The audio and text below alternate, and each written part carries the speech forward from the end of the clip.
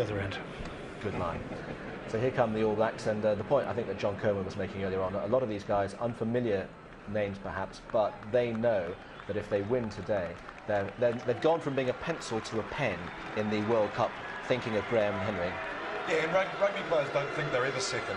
These guys are going out there to say, I'm as good as the guy who played last week, and we're all playing to go to the World Cup. So they don't think they're the second team. They think, I've got my chance. It's not easy sometimes for coaches to play players like that. There it is. Your turn, guys. You've got to prove it today. And disappointing, perhaps, I think, to hear a lot of boos for the New Zealand team as they came out, although perhaps you might say that's understandable given the events of the summer. So, while we wait for the Irish team to come out, and they'll obviously get a much better reception from this, what will the crowd be today? About 40-odd thousand. Jerry, give us your sort of objective assessment of what's going to happen. I believe if Ireland can play with some skill and the passion that they always do, they'll hold New Zealand for a while, but you just get the feeling that this side is going to burst into action and score a lot of tries. If Ireland's defence crumbles, they will get wiped. Our colleagues from RTE, the Irish television station, who are in the next door studio to us, have been doing lots of features this week, as we were last week in Wales, about it being the centenary of this fixture. And apparently in that first game 100 years ago, for 60 minutes it was dead level, Ireland doing all the pressing, and then New Zealand sort of stormed away in the last 20 minutes. You could almost see that happening today, Keith. Thank you, John. A slightly diminished crowd here at Lansdowne Road will raise a mighty cheer for Simon Easterby and the Irish team as they come up the tunnel in front of their coach Eddie O'Sullivan. Simon Easterby of the Scarlets in Wales. Today it's Ireland's 18th crack at the All Blacks. They have never beaten them. Today's side to launch themselves at the mighty All Blacks. Marcus Horan is into the front row. Donnacha O'Callaghan takes over from the injured Paul O'Connell. What a job for Johnny O'Connor in the back row against Richie McCaw. And what a day also for Gordon Darcy, restored in the centre. Tommy Bowe, 6'3", on the wing. For the All Blacks, Kevin Mialamo, a controversial figure at hooker. Richie McCaw, peerless in the back row. Jason Eaton and John Afoa, first caps. Not much experience at halfback, but in Ma Nono and Aaron Major, huge talent. Leon MacDonald and Doug Hallett at 27 are the oldest players in this All Black side, and 3 bests on the Irish bench. 2 of them brothers, the other not related. So Ireland gets ready for the musical preamble. The sun is back out as Simon Easterby stands by. The All Blacks face the West Stand. To their right there is the empty terrace.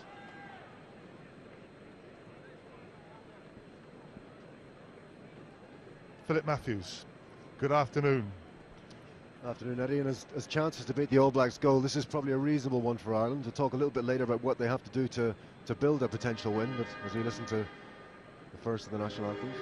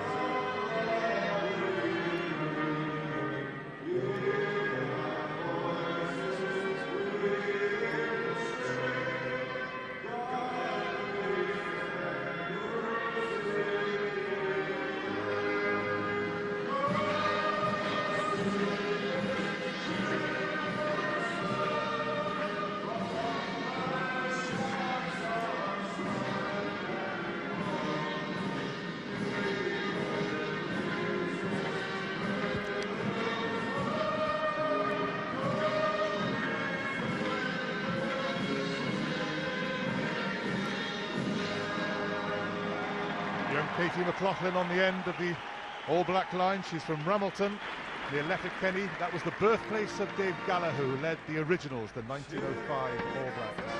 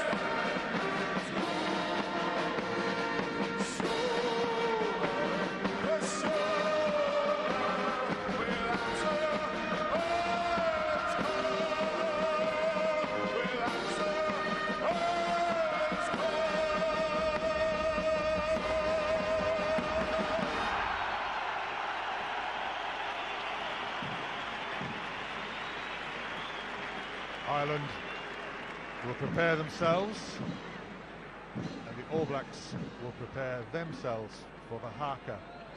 A group of the All Blacks went to Ramilton near Letterkenny, birthplace of Dave Gallagher. Tradition so dear to any rugby player in New Zealand. There's Tana Umanga, the captain, who is not playing today. That's the incident, the spear tackle on Brian O'Driscoll, that will enter rugby folklore. The events of 1905 still warm in the hearts of New Zealanders. Dave Gallagher, at the age of 44, volunteered for service in the First World War and was killed at Passchendaele in 1917.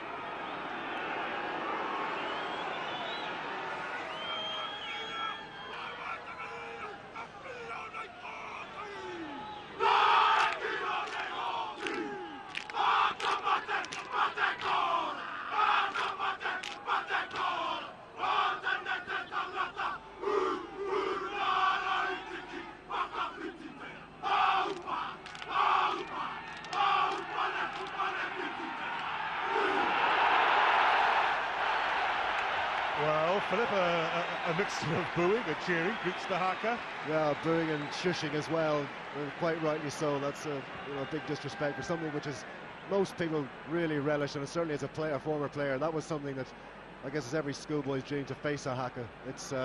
It can be intimidating to some, but I'll tell you one thing, it gets adrenaline going in All Black veins, and they'll want to really calm themselves down now, because The All Blacks don't play in an adrenaline rush. They like to play controlled, calm rugby. It may seem very frenetic and physical, but they like to be under control, so they'll just be trying to pull themselves down now. I can't help remembering rather fondly the day that Willie Anderson led the march on the haka. I was one of the guys trying to pull him back.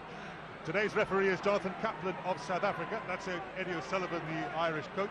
Jonathan Kaplan, who in his 28th international overtakes Andre Watson as the South African referee, who has whistled the most internationals.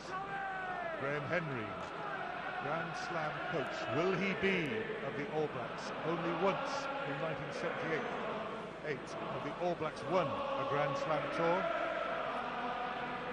I wondered when the Irish response would come. The fields of Athenry. Just to make those Munster fellas feel at home. We're underway. Jonathan Kaplan lets Ronan O'Gara start. Ireland against New Zealand. Kevin Mialamu straight into the action. Piri Wipu at scrum half. Nick Evans. Big Ma'a Nonu. So the All Blacks already running inside their 22. And now kicking through Wipu. That's found Jordan Murphy. Murphy to big Dennis Leamy, taking over from Anthony Foley at the centre of the back row. O'Gara, Shane Horgan. Did it go forward? Yes, it did. Tommy Bowes' first touch, a knock-on. Well, that's interesting that New Zealand did not take up the opportunity to kick for touch. Maybe they see it, because I think the line-out battle is going to be key to this performance today for Ireland. If they stand any chance at all, they're going to have to really challenge hard in the line. And Tommy Bowe maybe just taking his eyes off that. It wasn't untakeable. He might have held on to that. But particularly if they're going to give Ronan O'Gara the chance to play a territorial game, both Donnacha O'Callaghan, Malcolm O'Kelly are not only going to have to win their own ball, they're really going to have to attack both Eaton and Williams' possession at the line-out as well. Second only to the lineouts will be the defensive performance. They're going to stand any opportunity of maintaining any level of parity today. They're really going to have a big defensive game as well, and it's quite clear the All Blacks are going to take the ball off a lot today. Interesting contest in the front row. John Afoa on the far side of the All Black front row in his first cap. He's just 21. Jonathan Kaplan penalises Ireland. Free kick quickly taken by Mosi Tuiali. And a first touch there for the new lock, Jason Eaton. Nobody knows anything about Jason Eaton, apart from those that play alongside him in the Taranaki second 15. Hasn't played a game of Super 12 rugby. He is brand new to the New Zealand game. Now then, Leon McDonald from fullback. Great offload to Ma'a Nonu, but it went forward. That's a familiar sight of Ma'a Nonu. Oh, he loves it. He just loves contact. Well, that was some contact with Jordan Murphy. He really bounced him off. Jordan Murphy going a little bit high there. That's really not the place to try and take Ma'a Nonu.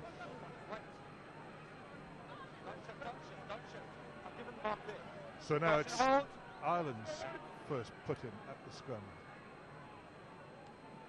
Front row caps. Ireland with huge advantage there. John Hayes and Shane Byrne largely responsible for that, although Marcus Horgan, he's over 30 now. And Jordan Murphy, Ireland with a running game, have worked the overlap. Tommy Bowe cuts inside. All Blacks back in cover, but the green shirts are there. Johnny O'Connor, help from Leamy.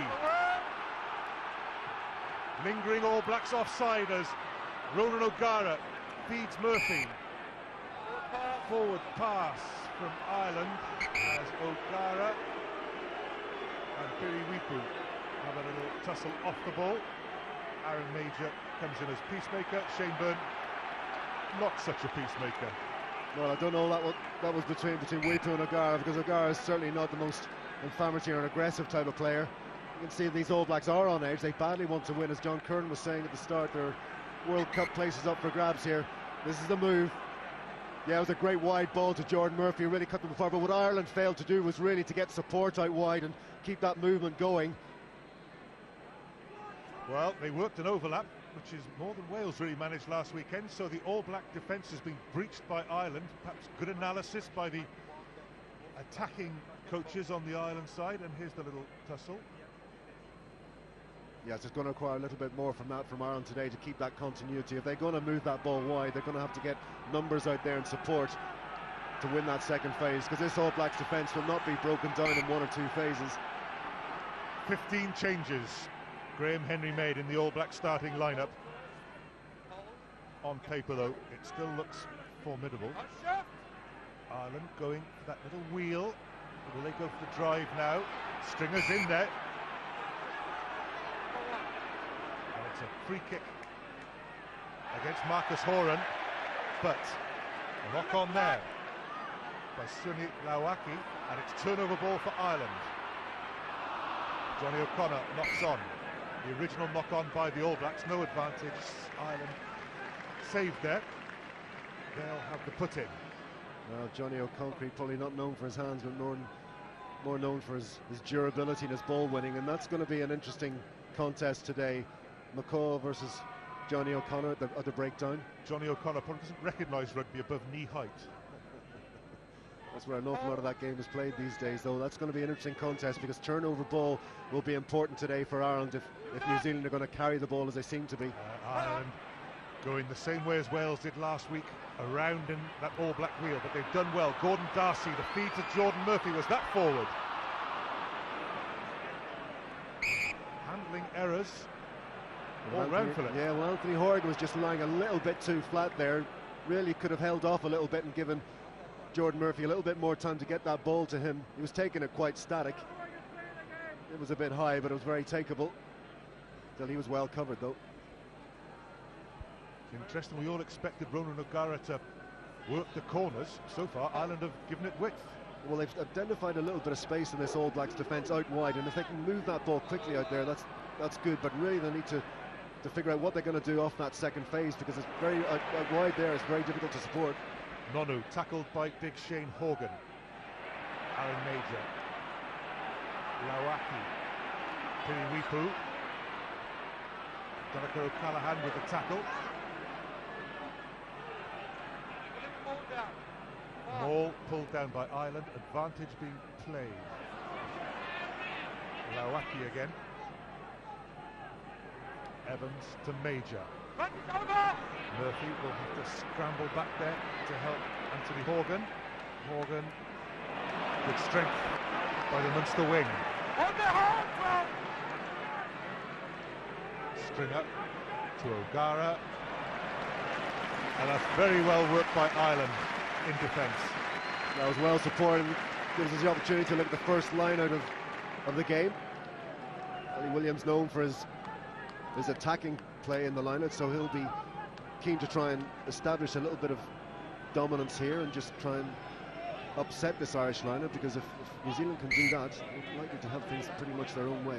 Kevin Mialamo will throw in. Ali Williams has gone to the tail in front of John Afoa. Jason Eaton, the new second row, is down the front. It's Richie McCaw, the target. Tony Woodcock takes play up. Lawaki again. That's well played by Ireland. I think it was Simon Easterby who worked the turnover. O'Gara, Ireland through the hands again. Gordon Darcy makes a couple of yards and gets the ground well. Stringer. Here's John O'Connor, hangs on to that one. Richie McCaw and Lawaki make the twin hit. Ireland go through the hands. Shane Horgan. Shane Byrne, the hooker out there.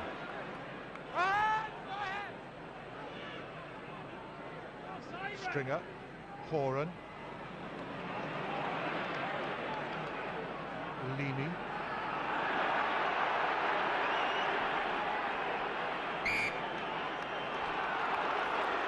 Well, both Peter Stringer and Piriwipu tried to do some refereeing there, claiming hands on the ball, but it's a turnover ball. New Zealand will have the put in. Well, that was the first turnover. Yeah, that was the first turnover. O'Connor was just saying earlier on that, you know, turnovers are going to be a key part of this game for Ireland. But ultimately, New Zealand winning that turnover, they're just more aggressive at ruck time, just bullies Ireland off that ball. That's the risky part of any game, isn't it? Taking the All Blacks on in contact situations. Ireland have worked the width well. They found space on the outside. John Afoa, the new cap, receiving treatment. But if you take them on in a physical contact, they're liable to strip you of the ball. They are, but it's very, very difficult because they can't just move the ball up wide out all day. It becomes very, very predictable, so they're going to have to mix it up, vary it. Now then, Sitiveni Sivivati has come in to an outside half position, but they've worked the blind side instead. Jordan Murphy couldn't read it or couldn't take the ball, so danger there from the All Blacks. Leon MacDonald putting pressure on the Irish defence. Yes, it was a nice little ball through, wasn't it? Again, forcing Ireland to put the ball into touch, giving them possession.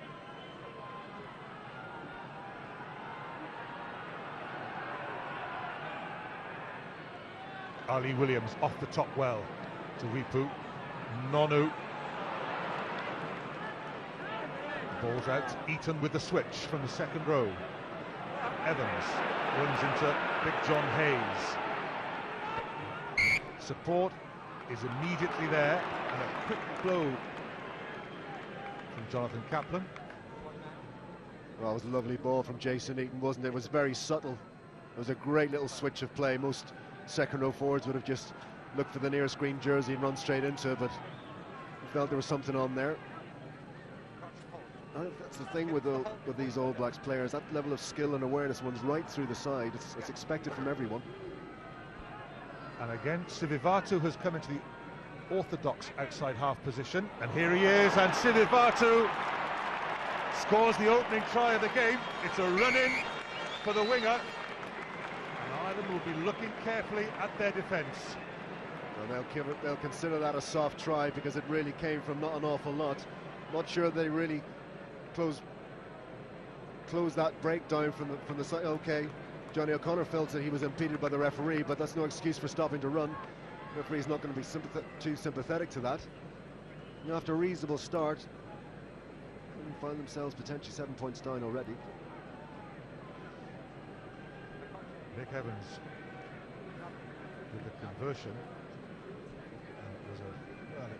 It worked well enough, but that's a 7-pointer that will hurt Ireland. And not just because it's there on the scoreboard, but the manner it was conceded.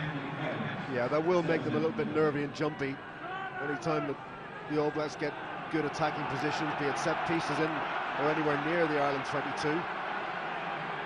It's just a line that's not expected, just something they weren't really prepared to defend against, and they're going to need to have all their wits about them today, to be honest. The restart from O'Gara. Wipu, the scrum half, catches. Doug Howlett, good tackle. As Howlett tried to run out of the 22. Evans to Nonu. Leon MacDonald, and it's Sivivatu again.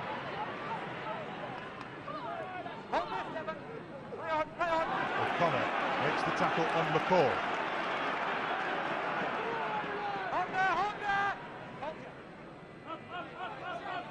This time Evans goes for the clearing kick, doesn't find touch, maybe didn't want to find touch. Jordan Murphy, half a dummy, and it was not bought. O'Gara.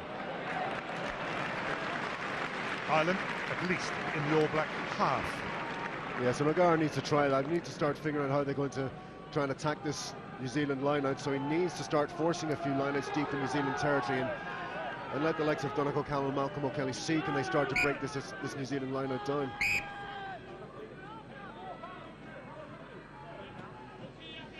That's Jason Eaton, the unknown second row, but he's already been prominent in open play, but he's lost his first line-out throw. So Limi throws it into space, might still work. No, it doesn't. Anthony Horgan on the left wing watches the ball fall into All Black hands. Kevin Mialamu, Tony Woodcock, the prop.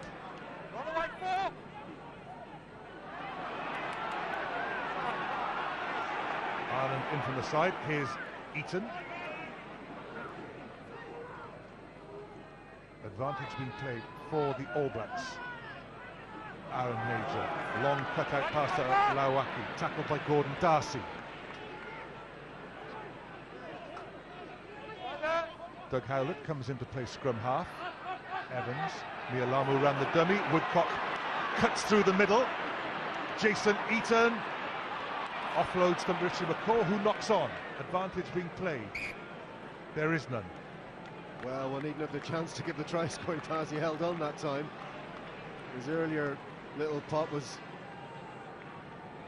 something that was the right decision. That really should have been given a little bit earlier. McCall would have been in, and at least he would have been able to put somebody in. Ireland probably lucky to get away with that.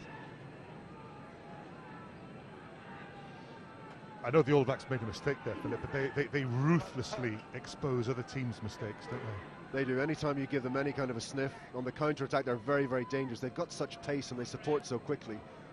Very difficult to defend against. Howlett can only watch it in the end, bounce into touch. So good clearance from Ronan O'Gara. Just for a moment it seemed that Howlett might have a chance to run back at Ireland, but Ireland up to the halfway line. To the halfway line, there's a pretty stiff breeze at their backs, which they're going to turn into in the second half. So if anything, Ronan O'Gara on this half needs to make the most of that and start to try and, as I said earlier, put some pressure on this New Zealand line. Early signs are good. They've stolen one already.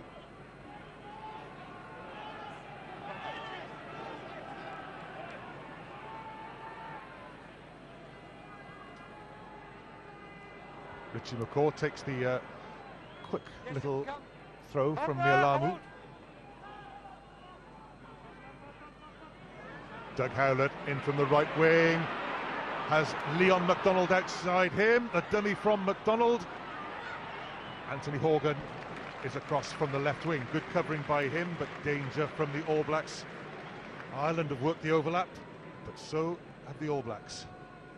Yeah, the Irish midfield just letting New Zealand run a little bit. Now Gordon Darcy really should have closed down Doug Howlett a little bit earlier there. They can't afford to let these guys run on for a couple of yards and get behind you. Really need to close them down, if anything, when they're getting the ball. That's what South Africa did so successfully. Ireland just standing off them a little bit today.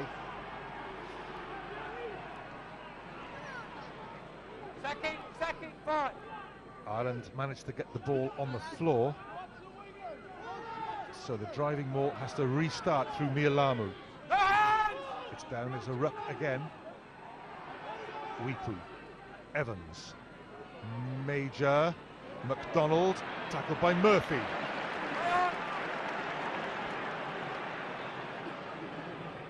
Nonu. Yeah, Jason Eaton, no, Ali Williams crossing in front of the ball carrier. Penalty awarded by Jonathan Kaplan. Well, early signs of Nono's pace and strength over the first couple of yards.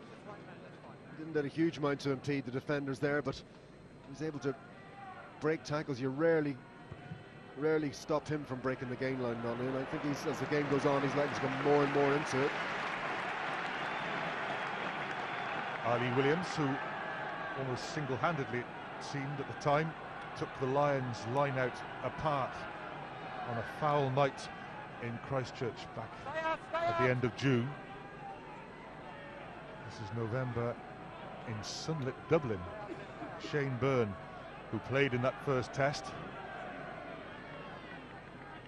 The Lions changed their calls and it all went horribly wrong. That's a good Irish line out, although Peter Stringer is now wrapped up. Well, New Zealand will be happy to do that all day if they just block off the route from Stringer to O'Gara. Stringer's really not known for his break, and they'll be just happy to suck him up. And an event they've turned the ball over. It's scrum to New Zealand. Yep, Peter Stringer backed into his own man.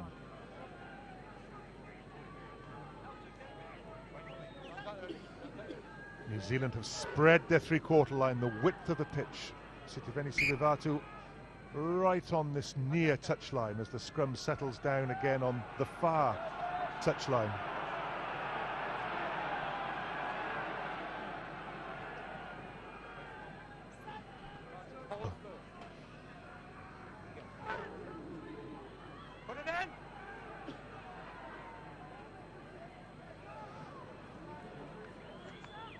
Doug Howlett, because the midfield was so stretched, He was looking for the gaps that might exist. All Blacks recycle. Wipu shrugs off Peter Stringer. Mialamu to Evans. Howlett, I don't think was quite expecting that.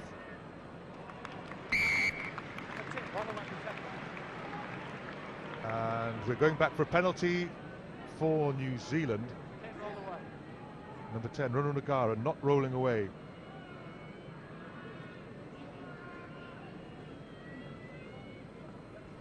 It's very subdued here, Philip. The crowd is hushed. It is pretty quiet, isn't it? There's nothing really for either set of supporters to cheer at the moment. Well, I think the All Blacks seem happy enough, don't they? Yeah, well, New Zealand probably dominating possession, and they're probably happy that this Irish crowd is quiet, and a little bit of the steam of maybe the start has been taken out of the Irish players as well. They've really not allowed them to gain any momentum whatever.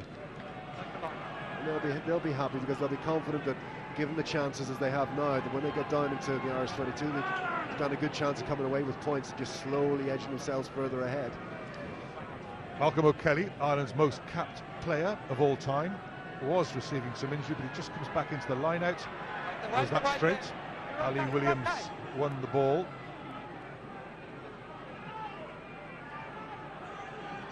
Kevin Mialamu is in control at the back. He is bound on to Mose Tuiali in front of him. Slowly making progress. The All Blacks with their driving maul. Oh, he's done them for the truck and trailer. They weren't bound on. The ball carrier not bound on tightly enough. So he's just running into the man in front of him. And that's obstruction. Something you would have expected to see more from Ireland, and maybe in the second half, playing into this breeze, you will see more of that, because in terms of just getting themselves into this game a little bit more, it might be a better play for O'Gara to play his more natural kicking game, play the lineouts and the mauls, and try and, if anything, just mentally start to get on top of this New Zealand aid, because they're really not making much of an impression at the moment. It can often be the way with the wind behind. This time, Jason Eaton beats Conor O'Connor to the ball, but Ireland have turned it back their way. Forward from Johnny O'Connor to Gordon Darcy. Darcy has been turned, and the All Blacks are going to get possession.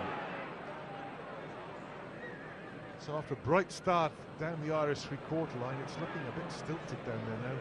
Yeah, well, you can see the difference when you've got players on the ball. Irish players passing, to be honest, looks a little bit laboured compared to a much more fluid and more skillful New Zealand.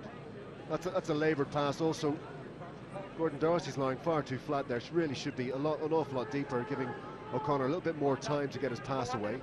Aggressive scrummaging by the All Blacks, taking it forward a foot before releasing Nick Evans. Nonu. O'Gara with a tackle. McCaw in support. Wipu in support of his captain. Second try for New Zealand. And that is ruthless clinical finishing by the All Blacks. Well, again, it's almost like it came out of nothing, but it was really simply just offloading in the tackle.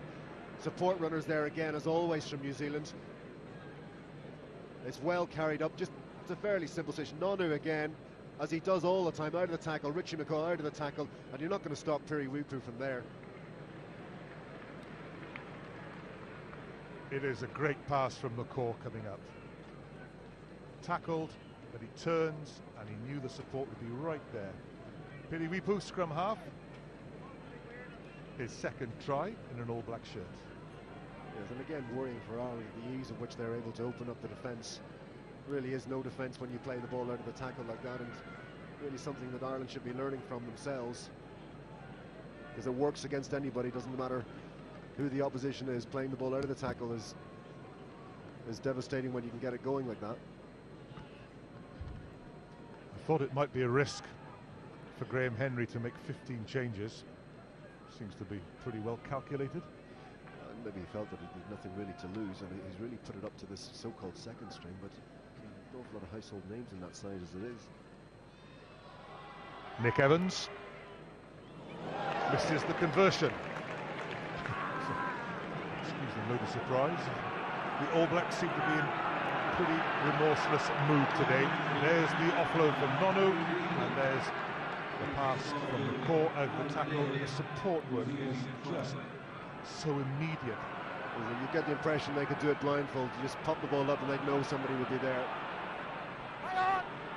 Forward from Ireland, New Zealand reclaim the restart. And here they come again. McCaw out in midfield. Oh, that's great play. Great pass from Tuiali to Nonu. Back row and centre combining. That's going to be a penalty against Johnny O'Connor. Advantage being played as Lauaki takes out a couple of Irish forwards, John Hayes included. Little Kevin Mialamu, and here's a sight. Tony Woodcock, the prop, on the wide outside. Push back! Push back! Long pass finds Aaron Major. Jordan Murphy has that covered and does well to slip past the tackle of Major and get the ball away. Anthony Horgan takes on the prop. That's a great tackle by Woodcock. Stringer though. Gordon Darcy. Oh, the well read by Tuiali. Turnover ball for New Zealand. Such strength from Lauaki. Wipu knows that Murphy is tied up. Stringer's back there. Still danger for Ireland. Stringer knows the ball though, is coming back their way. Murphy.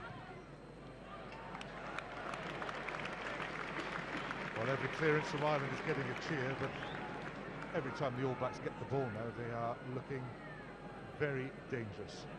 12-0 they lead. The Ireland just really struggling to compete in these one-to-one contact situations. Very difficult to stop New Zealand breaking the gain line. Really, the physical difference man for man is just so obvious at the moment. They work the front peel. Two back rowers in McCaw and Lauaki set up Mialamu, and now they're going to give it the full width, are they? No, Nonu drives it up hard first. Doug Howlett right on his shoulder. Penalty, Ireland diving over the ball. Williams. Advantage still being played. All Blacks in total control of the ball. Howlett. Oh, that's a great ball. John Afoa to Richie McCaw. Knock on by the All Blacks. They'll go back to the original penalty. Wipu has the ball. Well, this is it again. Howlett to John Afoa prop, and that's lovely hands, isn't it? He didn't need any time to readjust there. Knew McCaw was out there. It just popped it out, and that's, we said it before already today, just man for man. The level of skill that is expected from each and every one of these All Blacks is quite outstanding. Good tackle by Peter Stringer on Richie McCaw. Nick Evans with the penalty, and it is so quiet here at Lansdowne Road. Is this the quiet of resignation? I think it very much is, and the worrying thing about it is that you can almost see a level of resignation among the players. They just seem to be devoid of ideas or any ability to really stem the tide. It's an All Black tide at the moment, and it's going only one way. Their lead grows to 15 points. Menace throughout this All Black side. Simplest of kick for Nick Evans into the empty terracing. Nobody there on security grounds. There was a fire overnight underneath the North Terrace. It's been closed because of that.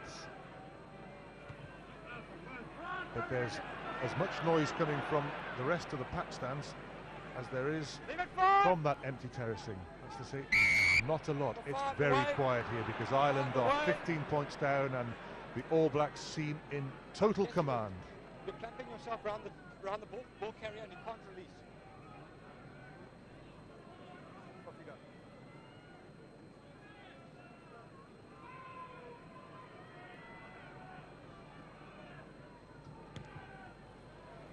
And Philip, the All Blacks are playing into the wind.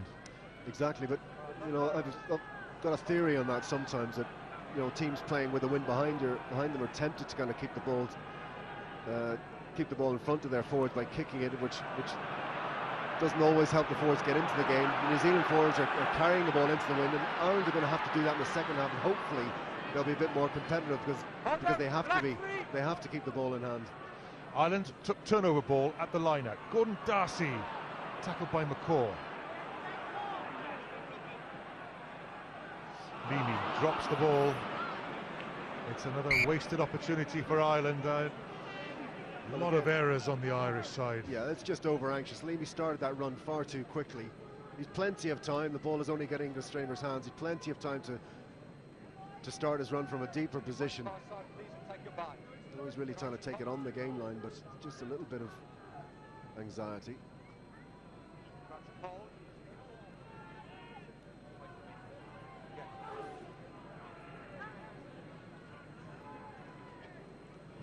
Evans, Major,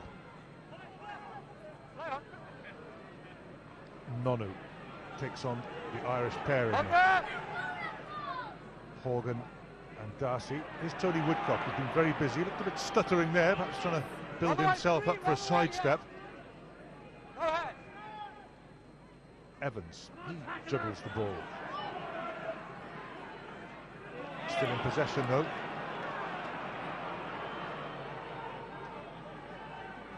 Sivivatu plays scrum half. Ali Williams.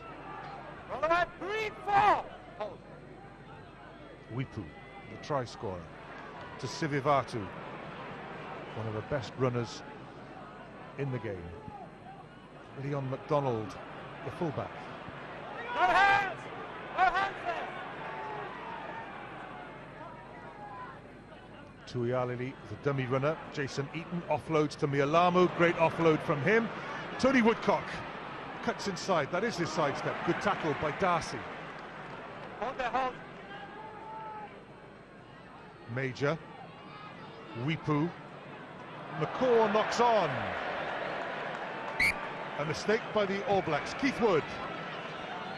Eddie, it's just this is a little bit disappointing from the Irish perspective. We seem to be very flat in attitude and very flat in the manner in which we're playing. Forwards out in the back line, they're just taking the ball, passing to the next back. Nobody seems to be taking a lead or having a cut at any stage. No, I can hear you, Keith. There is no sound from the crowd to drown your tones. Yeah, I know. It's a sort of dead atmosphere, and New Zealand are just doing what they feel like it at the moment. I've never known Lansdowne Road like it. Malcolm O'Kelly tried to get the pass away, but it's worked okay for Anthony Horgan. Now then, Ireland might have numbers on this side. Jordan Murphy cuts inside Nonu and then inside Evans. This is better by Ireland. Yes, Tommy Bowe takes the pass from Murphy. Good work by Ireland's fullback. And then it bounces along the floor. Malcolm O'Kelly, who was instrumental in starting the whole operation, restarts it. Stringer. A little raw goes up. This is better from Ireland. Shane Horgan. Forward pass from Simon Eastby. Play on though, say the officials. Penalty to Ireland. Something at last for the Irish. Advantage being played. Gordon Darcy, good break by Darcy on the outside, support from Murphy, knocks on. I think the advantage had gone, so it'll be an All Black put-in. Well, it was a nice half break by Gordon Darcy, but unfortunately Jordan Murphy misread the line and was cutting back from the outside when he really should have stayed outside. But you see that for the first time, as if everybody heard Keith Wood's words, and make a clean break. Darcy just getting one-on-one with Eaton. Then Murphy just coming back to the outside, really should have stayed there. That was the line to hold. Still, Gordon Darcy. Clever feet, dancing feet of Gordon Darcy. He lit up the Six Nations 2 seasons ago, and ever since then he's just had a catalogue of injuries and had a fairly unhappy Lions tour. Now here's new cap John Afoa. If it's a spot of shoulder bother for the prop, I suspect he won't be long for this field. Good sideburns. Very retro. Eddie O'Sullivan, if anybody has a right to be quiet at Lansdowne Road, it's the Irish coach.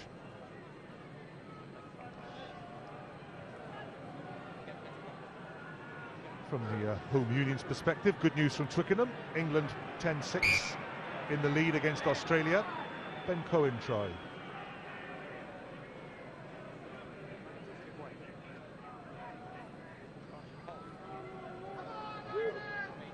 Piriwipu to feed the scrum. Ireland get a little half wheel on there.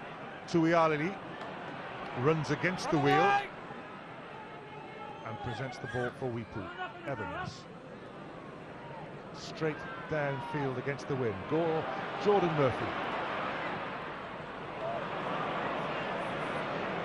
Well, it's the second time I've seen Jordan Murphy field the ball and really not really clear in his mind about what he's going to do with it. And that looked like a last-minute decision because he really hadn't lined up that kick up particularly well.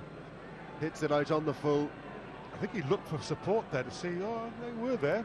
Yeah, just bad play by Murphy. Maybe just a little bit of lack of confidence in terms, didn't want to be kind of caught in possession, but really that's what's wrong. Everybody's flat.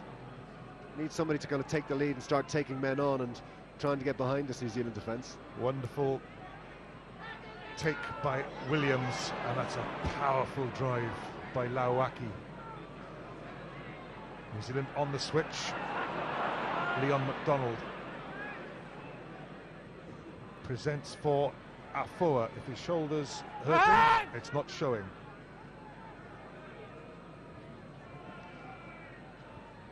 Aaron Major, the offload again, out of the tackle to Kevin Mialamu. The strength of Mialamu to make an extra couple of yards. Penalty to the All Blacks. Ireland going in from the side at the ruck.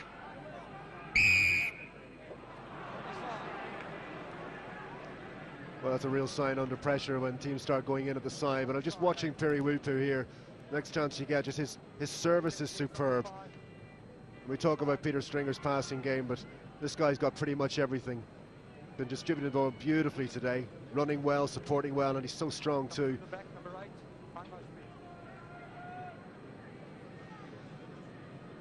All Blacks with a clear 15-point lead, still happy to accumulate the points.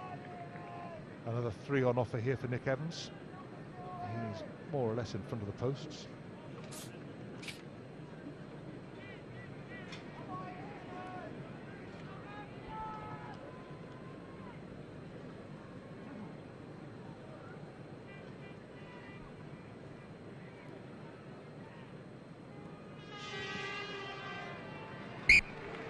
(18-0) to the All Blacks.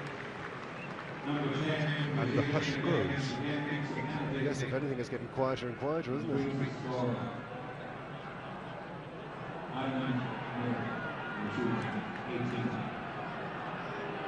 Well, they should be making a racket. It seems that step 2 towards the Grand Slam of 4 wins over the home unions has been taken already, and we're only 36 minutes into the first half. Wipu.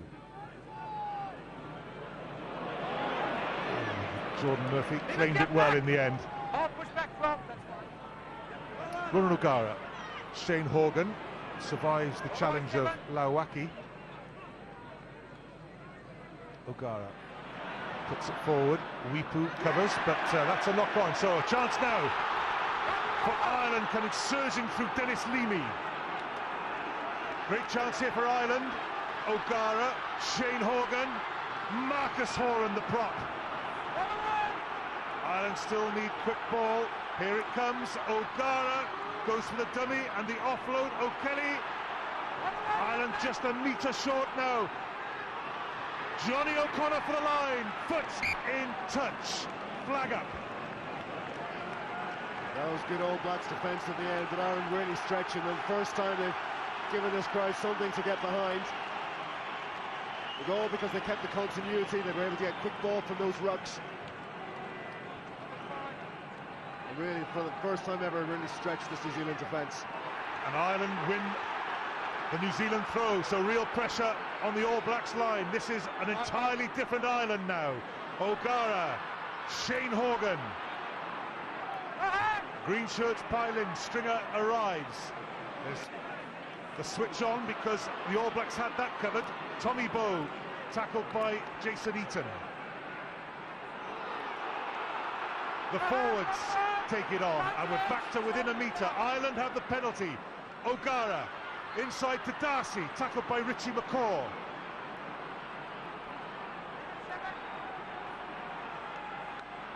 We go back for the original penalty, the chance for Ireland to get some points on the board.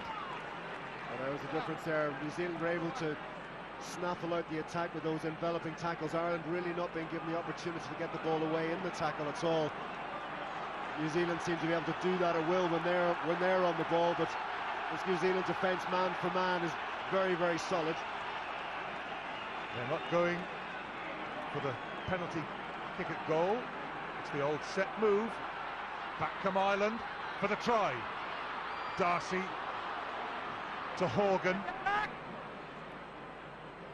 They go back. O'Gara, McDonald's back for the All Blacks. Ireland come away empty-handed. It was perhaps all too easy for the All Blacks to cover, but back come Ireland. Simon Easterby. Another penalty for Ireland. Now, will they go down into the corner? Well, I think they really have to go into the corner and try and build some momentum and just get something out of this first half. I think 3 points would be a scant reward if they go for the posts.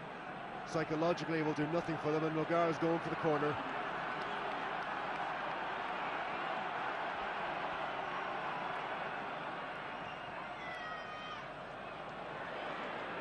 Did it go into touch beyond the corner flag? It did. There will be no line out with Ireland's throw-in. It's going to be a line out, or it's going to be a scrum down. New Zealand put in. I think that's a fairly basic error. O'Gara will be won't believe what he's done. Really didn't need to be putting that within 5 yards of the flag. Anywhere up there would have done. Again, maybe just a little bit of anxiety, reckon he had to get the most out of it because they mightn't have got over if they'd been too far out. But this is a good Irish maul. They haven't had a chance to get it going yet, but yes, it's just sliced and curving away out on the full over the dead ball area. So it's scrum to New Zealand from where the kick was taken. New Zealand safe at the scrimmage. Nonu, McDonald outside him. Nonu cuts back inside.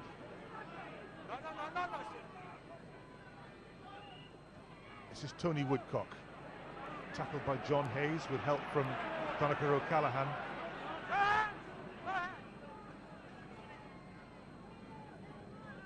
Doug Howlett hands off Horgan. That's great play in tight space by New Zealand. Mialamu. John Hayes gets him at the second attempt. Evans to Leon McDonald. Tuiali, the number 8. And Leon McDonald is on his shoulder. And there's more support from Sivivatu. His second try, New Zealand's third. And after a period of Irish pressure, the All Blacks strike right back. Well, it's coming close to the break, and I'm just looking at the clock there, and there seem to be only seconds to go, but you always have the apprehensive feeling that seconds is plenty enough for New Zealand to score again, no matter where they are. Again, it was good work by Tuiali, keeping the ball alive, getting the ball away in the tackle, and Sivivatu on hand to pick up the try. And yet again, Ireland just broken open at will, very, very easily. You think of Tuiali and Lauaki as big, crunching takers up of the ball, but they've also got sweet hands, haven't they? Tuiali with a little dummy on the far side and the offload. They're such great footballers. Well, it's Evans expected of them, isn't it? adds the 2 points. The half-time whistle goes, and New Zealand are so far ahead now. They lead by 25 points to 0, and it is very, very, very quiet here at Lansdowne Road. I think you have to up the pride, up the contact, have to hit every single thing in black that moves from start to finish. Yeah, create pressure, kick the ball down, be strong at ruck time, start hitting the All Blacks hard. Jerry? I can't give them any advice. I think they're beaten already. Well and truly. On that, an upbeat note, let's go back to Philip Matthews and Eddie Butler. Just had a communique from the International Rugby Board. It's a revision of the world rankings. New Zealand 1, New Zealand 2. How long did it take you to think that one up? That was good. Well, I've had a lot of downtime. Yeah, it's been one of those games from the Irish exactly. point of view. Good dear. Here we go. Ireland receive the kickoff. Dennis Leamy. Small things first. Get down there. Ronan O'Gara.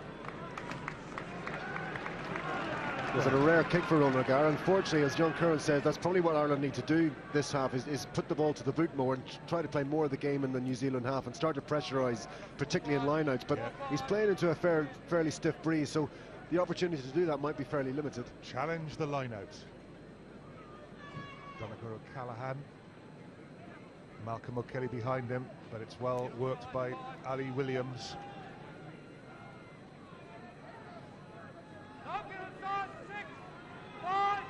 Richie McCaw has his hands on the ball, and Ireland are defending this as individual green shirts in the middle of that all-black blanket. Weepu, such a figure in the first half. Nick Evans, calm, quiet, efficient.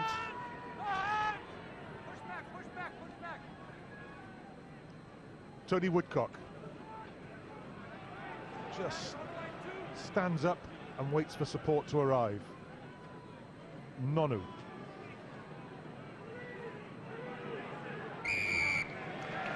And the All Blacks concede a penalty, quickly taken by Simon Easterby.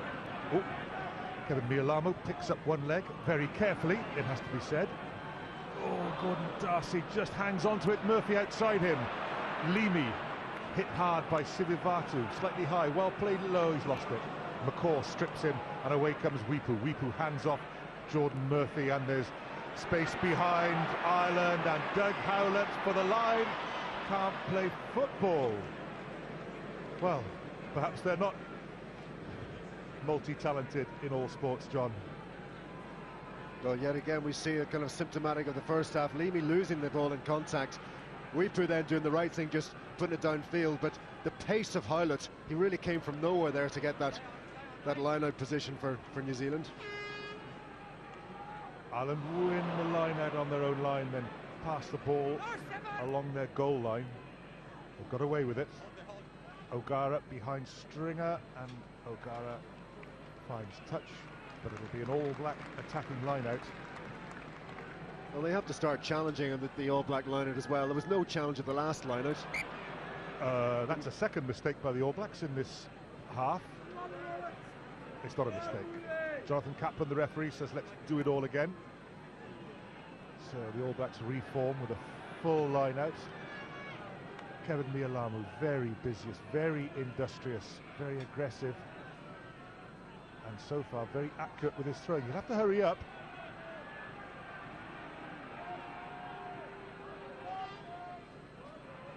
Ali Williams, now that was a good challenge by Ireland, and they have knocked it on though, but at least they made it uncomfortable for the All Black forwards.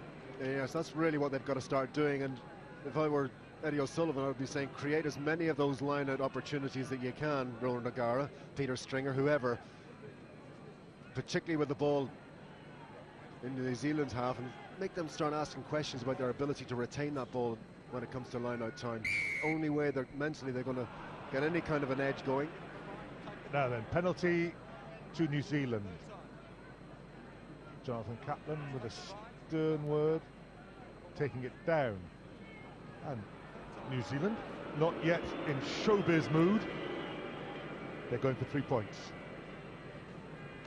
Just shows you the serious way they're going about this particular task. No showboating here. This is just a hard and uncompromising performance. Marcus Horan just been pinged there for dropping that left shoulder.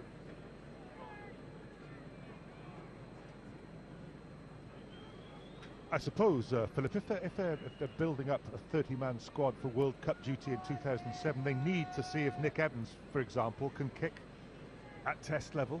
They give him plenty of practice. They absolutely do. Each individual is going to be called on at some stage, and I guess games like this, fielding a second-string side, is really going to build confidence for the World Cup. Admittedly, it's another couple of years away. They need to maintain that. But talking with John Kern last night, he's firmly of the opinion that if New Zealand win today with this second-string team, they will win the World Cup.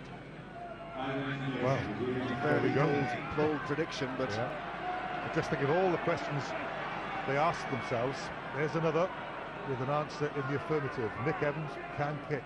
28 points to 0. An all familiar position for Ronan O'Gara, restarting from halfway. Knock on by, oh, it wasn't a knock on by the All Blacks. Knocked back by Simon Easterby and Dennis Leamy. All Blacks back in possession. Forward pass, play on. Mialamu.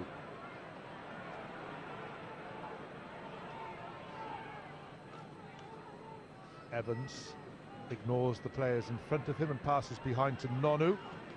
Lauaki, great offload to Howlett. Howlett, good tackle, Jordan Murphy. Instant support there from Aaron Major, and the All Blacks have numbers out here. Richie McCaw to Leon McDonald. McCaw involved again. What a fantastic athlete Richie McCaw is. Nick Evans, Islander offside. Major, Lauaki off his toes. Lauaki tries the offload and Ireland steal the ball, but they were offside, penalty to New Zealand.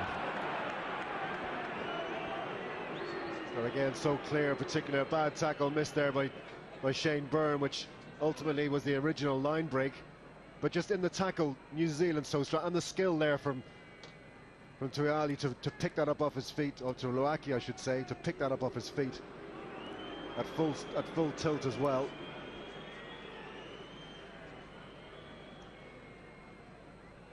We thought there might be some boos here at Lansdowne Road with regard to the spear tackle of the last Lions tour, but the boos now are because New Zealand are kicking penalties at goal. The crowd want to be entertained because this is a non-contest.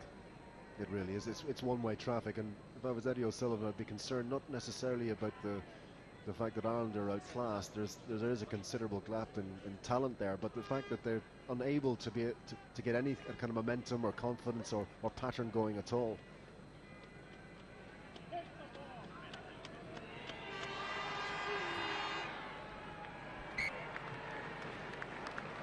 "31 points to 0, the All Blacks lead."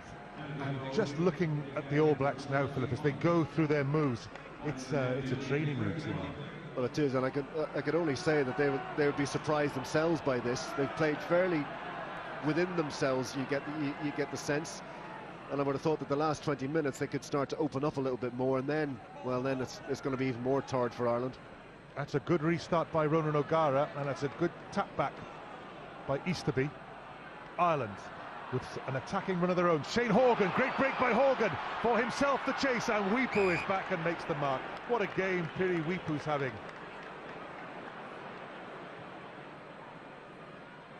Ronan O'Gara is back. Looks for Anthony Horgan. Oh, that's the tackle of Doug Howlett.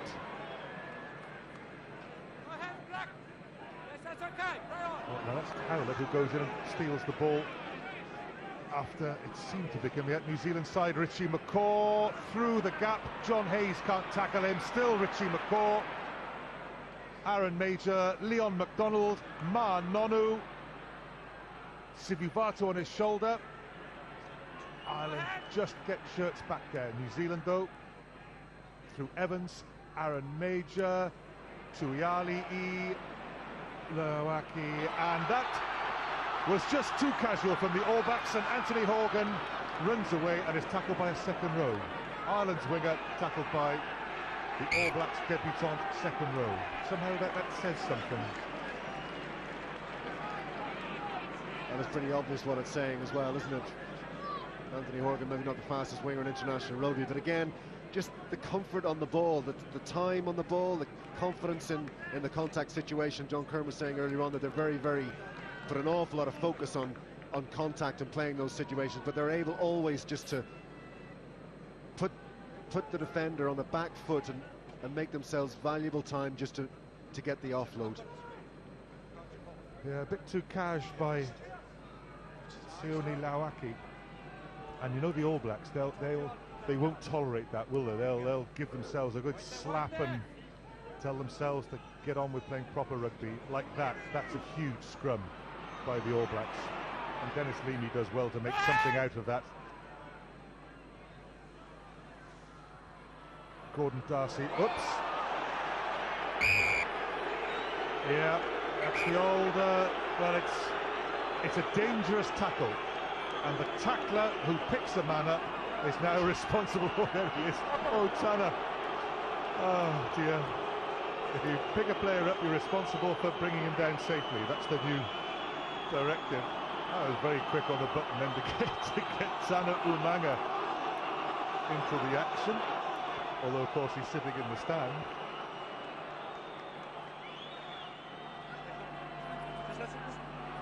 Well, if we're going to get a second look at that, I don't know, but Nono's been spoken to very sternly there. Yes, that's true. I want you to get involved. That's what I'm here for. If you pass yourself out, you take a briefing, but until then, you stick with the game. Okay, the penalty's against you and you're on a caution. Well, if something was going to bring the Lansdowne Road crowd to life, it was going to be this. Ma Nonu goes in, picks up Gordon Darcy, and has to bring him down gently. He didn't actually drill him into the ground, which probably saved him from the yellow card. He didn't drill him into the ground, but he did pick him up and turn him over and throw him down head first. And I guess you couldn't have picked a worse place to do that. That really is a spear tackle, I'm sorry. Yes, the media have made us hypersensitive to it, but yeah, it's no worse than the spear tackle Gordon Darcy made in just New coming Zealand. into my mind. You're dead right. Shane Horgan.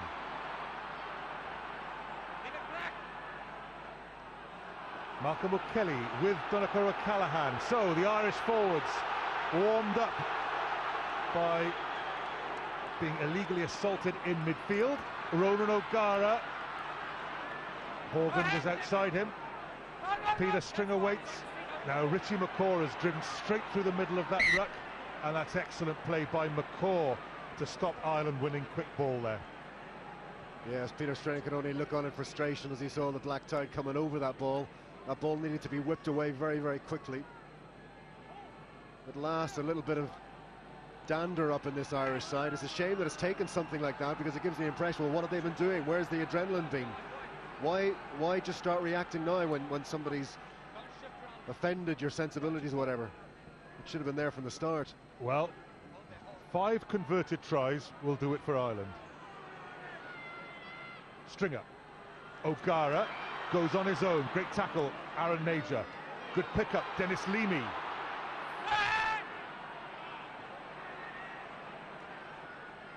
O'Gara, and it's gone pear-shaped for Ireland, although Jordan Murphy does well to go under the challenge of Ma Nonu, who was probably taking a bit of care.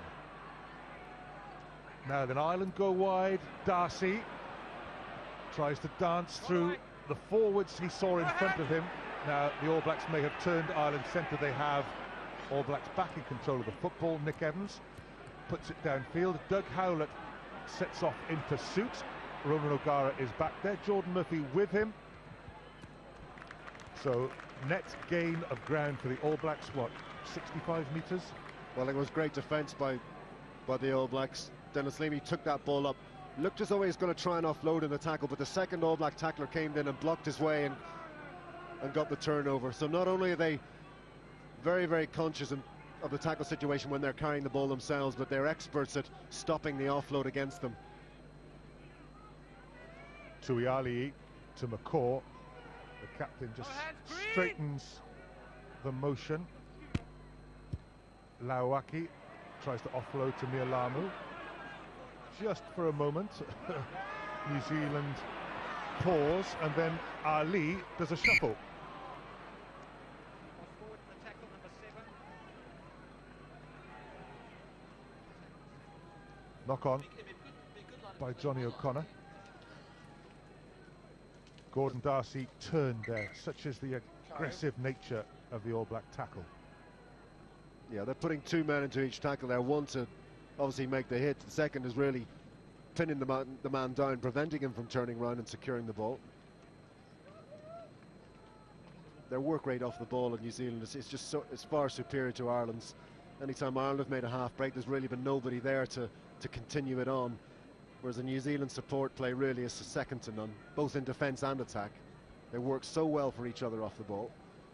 Yeah, there seems to be a considerable distance between New Zealand as a squad of 30 and any other side playing the game at the moment. I mean, when they won the World Cup in 1987, they were by a whole street, and John Kirwan was in the side, a street ahead of everybody else.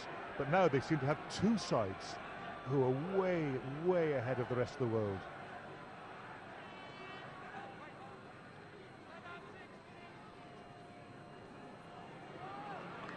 And they can do this as well. There was a feeling that maybe their set-piece work wouldn't be so good. Well, their scrummaging has been magnificent on this tour. Lawaki through 1 tackle, no problem. Sets up the ruck. It's quick ball. Tuiali ran the dummy. Ma Nonu sorts out again the slight hesitation, but it is only slight. And now they're in full motion. Aaron Major, long ball to Doug Howlett against Anthony Horgan. They might go to video ref for this. Stuart Dickinson, the touch judge there. Oh, we've got a bit of drama after all. Did Doug Howlett score?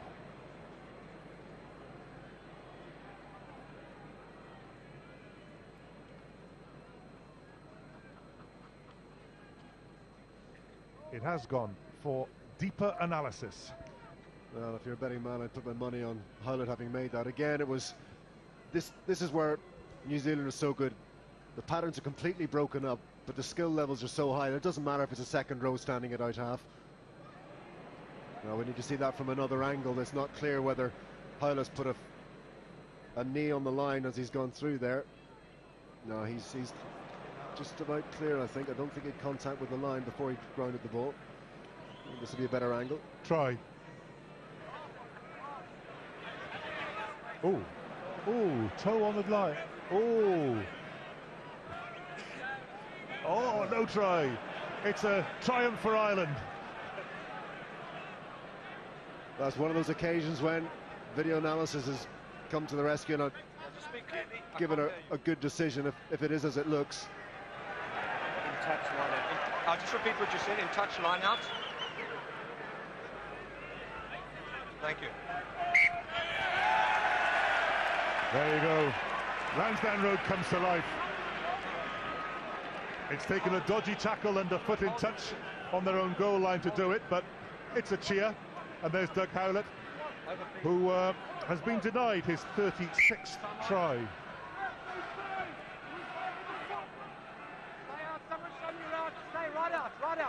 Right out. Tricky throw for Shane Byrne. O'Callaghan did well. Stay on side! He's okay. That's the ball, that's okay. Roll away now, Black! When it hits the ground. Leave it, Black, 5. Hold there. Hold there! O'Gara got the ball away. Did well to get that onto his right foot. Richie McCaw staring him down there.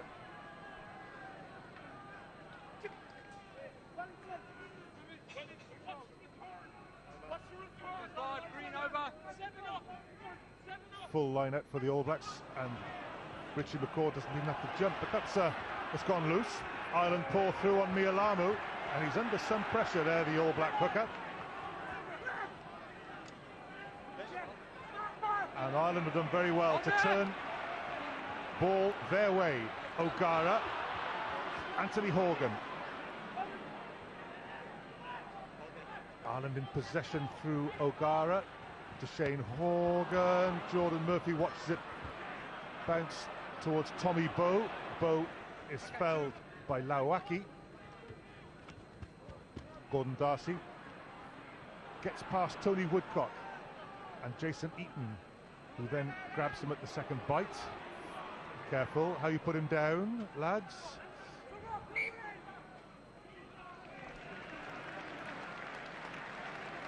You could just see Sione Lawaki and Masi Tuiali thinking, we'll do this the right way. Well, that's really the way it should be, because players should be in fear of the law, so to speak. They should be very careful in those contact situations, that if they do get a player in that situation, then they need to kind of rectify it and get the guy down, as you say, safely back to ground again. That's up to the referees to enforce it, though, and the RB themselves.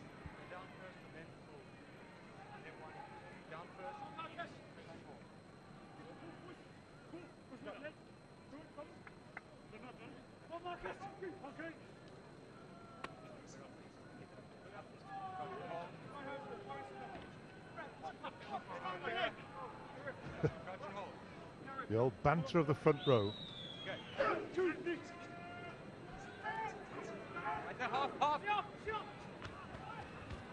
Ireland have it.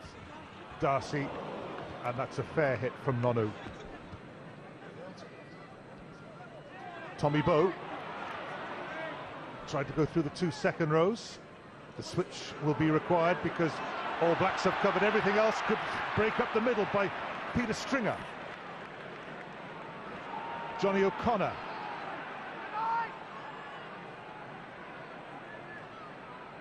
Slow ball. Anthony Horgan, Gordon Darcy on his own. Darcy's done well because he was being thrown around then for a moment by a couple of bruisers from the front row. Ground made by Malcolm O'Kelly. Dennis Leamy. Good little passage for Ireland until then. O'Connor goes down. Nonu leads the charge out. Bounces well for him. Support rushes up on his outside. Doesn't look for it. Nonu on his own. It's another video moment. Time out. All Blacks congratulate Nonu. Ireland can only stand and wait. Jonathan Kaplan just wants it checked, but it looked pretty good. Well, if Nonu has managed to pull that off, it was a great piece of play. He recognised that he'd outrun his support on one of those rare occasions. There was no real black support around him. Knew he was going to be tackled, so he had to put that little grubber in. And did he knock that on? Did the ball make contact with the ground from his hand before the line? Not that angle, not going to tell us anything.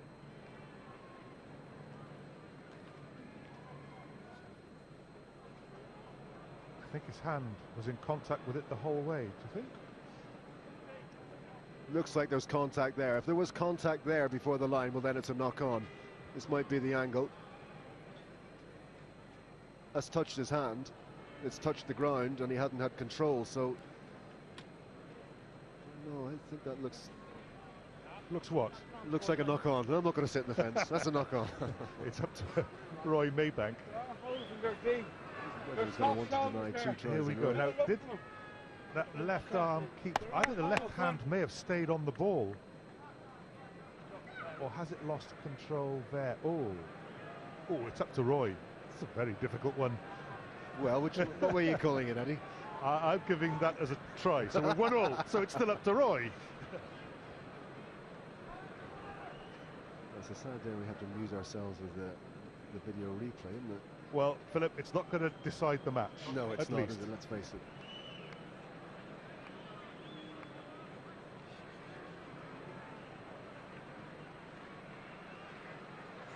Well, it came off his chest as well. That's a tough one.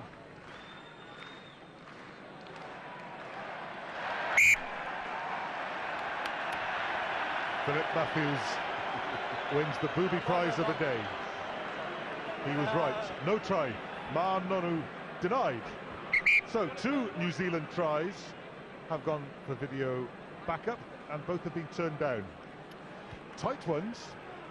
They've been tight, and we just remind ourselves a sub-start coming on, 25-0 at half-time. New Zealand only added another 6 points since. So on the Matt McCulloch is on for Malcolm O'Kelly. And let's have a look. Simon Best comes on into the front row instead of John Hayes. So Simon Best coming off the bench. His brother Rory is the replacement hooker. There's also Neil Best, who is a replacement for the back row. But at the moment, it's Simon Best on. And New Zealand have made changes too. Jimmy Cowans is on in the scrum half position.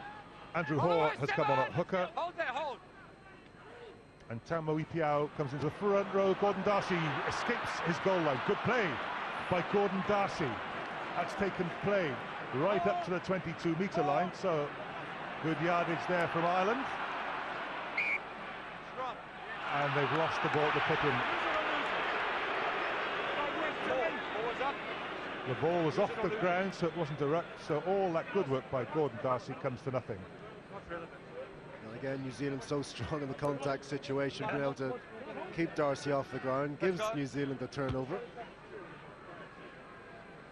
All of that stuff in these situations has just contributed to the one-way traffic in this game. Just individually, they're just so much better, so much stronger. It's not necessarily their patterns, the way they play the game, as tactically. It's just one man for man. They're just classes apart, to be honest. Simone Tamo Ipiao is on in the front row on the loosehead side. So he's on for Tony Woodcock. There's Andrew Hoare. He's on for Kevin Mialamu. Andrew Hoare came off the bench last week against Wales. Penalty against Ireland. Jimmy Cowans wants to take it quickly, but will wait. What have we had in the second half, Philip? We've had, well, we've had one try. No, we haven't. We've had no tries, 2 penalties. So, no real, we've had the 2 denied tries. No, the 6-point try, converted try, was back to Aria, wasn't it, Eddie? Yeah. All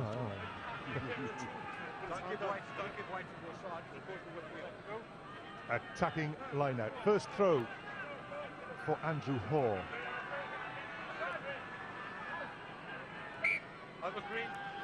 Just sense that this whole the flatness of this game has brought this New Zealand side down a little bit as well. That's good take by Ali Williams. Keep it up! Keep it up! It's still a maul, and it's still a big drive from New Zealand.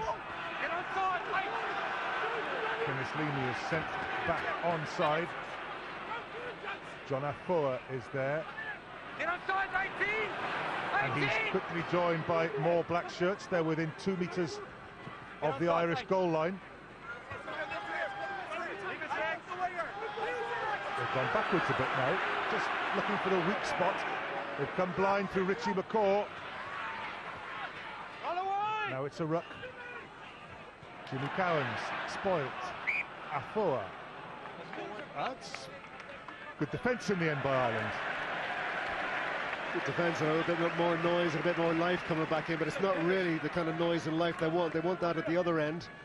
Ireland really struggling to get any kind of territorial advantage in this game. I just thought for a moment the ball might end up over the Irish line.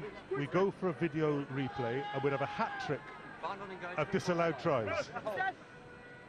That'll break some record at least.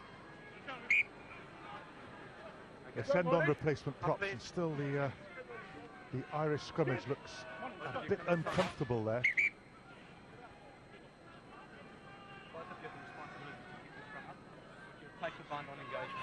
Keep it up. Okay. Tamo Ipiao has only been on for a minute or 2 and he's had his first lecture.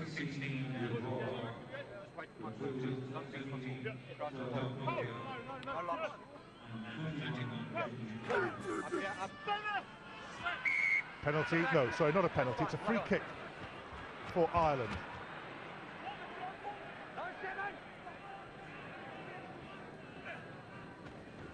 O'Gara, Horgan, Jordan Murphy.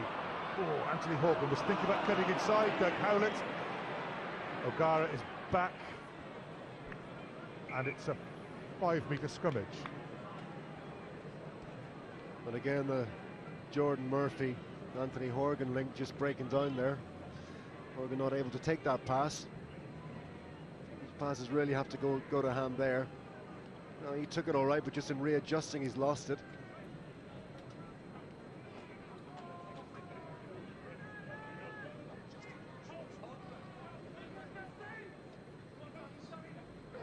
So far in 2 internationals, against Wales and against Ireland on this tour, the All Blacks have conceded 3 points. And here they go, looking for their 4th try of this international. Doug Howlett into the line, and it is try number 36 in an All Black shirt for Doug Howlett. And Doug Howlett doesn't look the biggest of guys, but one-on-one, taking on Gordon Darcy. Let's face it, Gordon Darcy, pound for pound, would be considered to be a strong centre. Hands him off with ease on his way into the line.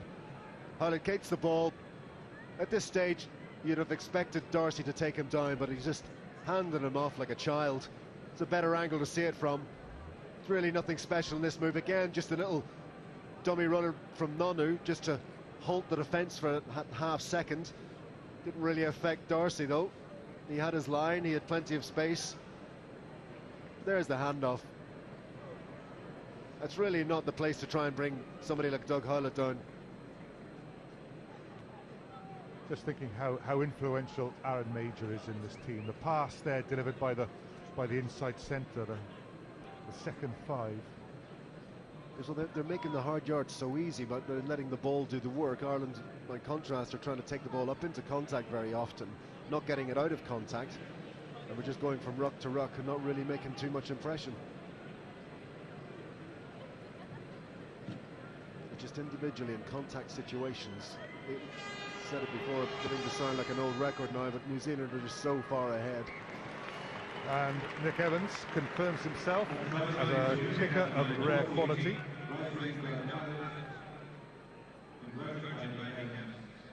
£38-0 the All Blacks lead. It's been an unspectacular performance by Nick Evans. We've hardly really noticed him all day. He's been effective, but I guess that's a testament to the type of game New Zealand are playing. It's a truly 15-man game. 4 tries for the All Blacks and 18 points for Nick Evans, their kicker. So Evans has been very calm and efficient at number 10, just like Aaron Major at number 12. There are other more glamorous players in the All Black side, but even those who offer a more efficient expression, they are just wonderful rugby players. And look at that, even that work by Lauaki there, stripping Donnacha O'Callaghan of the ball. It's unseen work, but it's just so effective, just taking the ball off the opponents. Now then, Anthony Horgan. He'll look up, and there's Doug Howlett in front of him. And that's, again, the strength of Doug Howlett. As Philip Matthews said, he's not the biggest, but he's got very wiry strength. Now then, Jordan Murphy. Good step past John Afoa, and then the hit from Tuiali. Horgan, tackled by Sivivatu. O'Gara, O'Callaghan. Ireland concentrated in a tight bunch. There's no width outside these rucks. Gordon Darcy, Johnny O'Connor.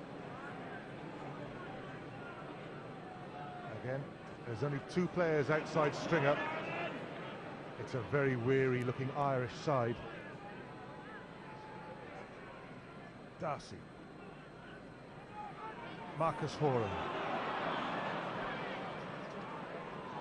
O'Gara. Jordan Murphy. Anthony Horgan. Tackled by Richie McCaw. Shane Horgan again. Sivivatu, good support. Dennis Leamy. Doug Howlett this time does struggle to bring his man down. Switch of play, Stringer. Shane Horgan again, who's been very busy in this movement, which has been gathering momentum. Jimmy Cowan goes in to kill the ball illegally. Penalty against the All Blacks. And the one thing they hate is giving away tries. So they do, or they can become a bit cynical in their own 22.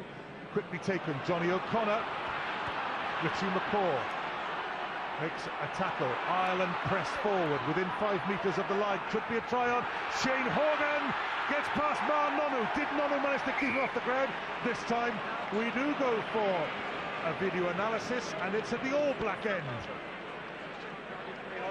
Mar Nonu made the tackle on Shane Horgan. Did the big Irish centre get the ball down? Well, I think you're going to get your hat-trick, Eddie. I don't think he got it down, but this is not the angle. We're going to need to see this from behind the posts. The only place he could have got it down was when he made contact initially, because... So if it's not down there, it's not down. What a tackle. What a tackle by Mar Nonu. Shane Horgan is a monster. He's 6'4", he's over 16 stone, and he's held up by Mar Nonu there. That's great work by the New Zealand centre. No, he didn't panic, Nonu. He knew he had him. Once he got his legs underneath Shane Horgan's body, he knew he was in the strong position to hold him up. Okay. All right. Always held up, so it's a penalty. Get back on the line. Now then, Ireland have a penalty, an original penalty. Stringer to Dennis Leamy. Leamy drives for the line with support from O'Callaghan. O'Gara. Jordan Murphy drops the ball. No try. Well, Dennis Leamy has learned the hard way that you're not really going to get through or break a New Zealand tackle that close to the line. And if that's your intent, you really need to be concentrating on getting the ball away, popping it in the tackle, because it just ain't going to happen. Jordan Murphy just tried to turn and drops the ball. Ireland go pressing and bringing on replacements, and it is Rory Best coming up to replace Shane Byrne in the front row, and David Humphreys comes on to replace Ronan O'Gara. Richie McCaw is off for the All Blacks, and Rodney Sowialo comes on there. Good scrum by Ireland, turned it well. Neil Best also on for Simon Easterby. Penalty against Ireland, so after that little surge from Ireland, 2 near tries. Shane Horgan denied, Jordan Murphy denied. They face Nick Evans, putting them back down towards halfway. The 3 bests are on. Rory, Simon and Neil. It's 2 a day brothers, of threes, isn't it? Rory Best and Simon Best. They all play for the Belfast Harlequins. 2 of them are brothers. Neil Best, no relation. Andrew Hoare.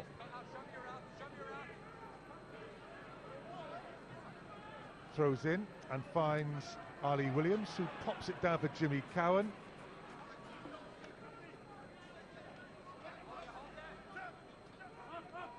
Evans, infield. Jordan Murphy. Can't get past the first up tacklers, but does present the ball well enough for an Irish penalty. Peter Stringer takes it quickly. One of the bests. That's Rory. There's another of the bests. That's Neil. Best to best. Unfortunately, in the meantime, the All Blacks have taken the ball away, and Tamro Ipiao comes away with it. Leon MacDonald. No nonsense. Sends Jordan Murphy way back. And it's not going to be comfortable viewing for Jordan Murphy, because there are 2 All Blacks there and he's on his wrong foot.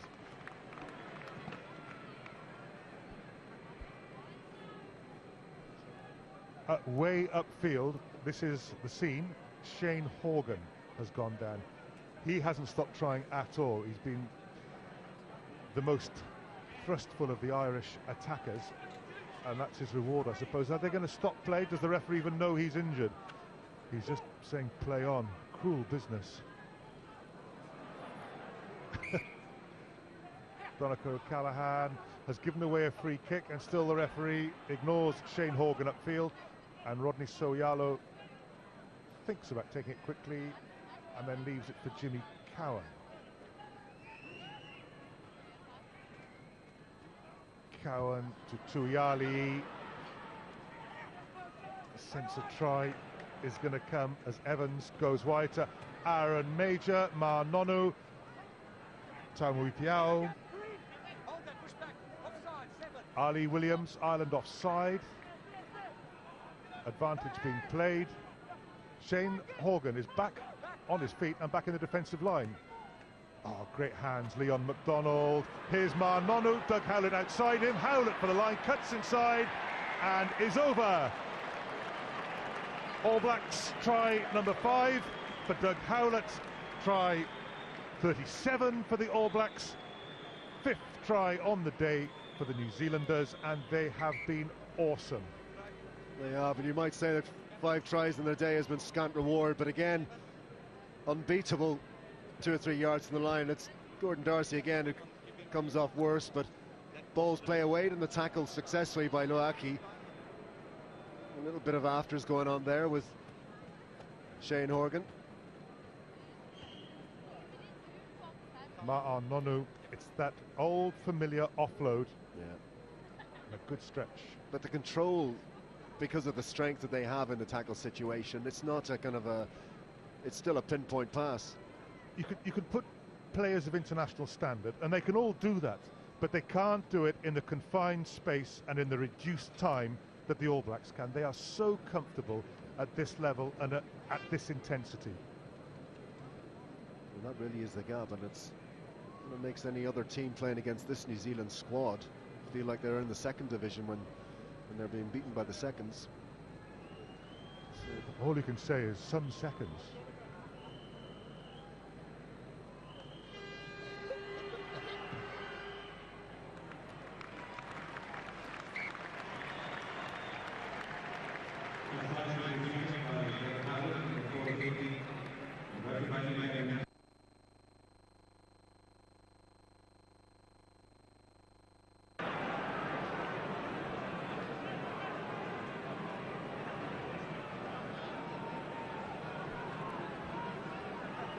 Last chance, perhaps, for Ireland.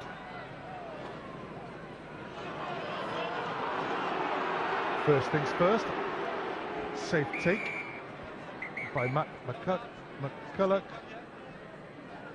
And Andrew Hoare has been singled out by referee Jonathan Kaplan.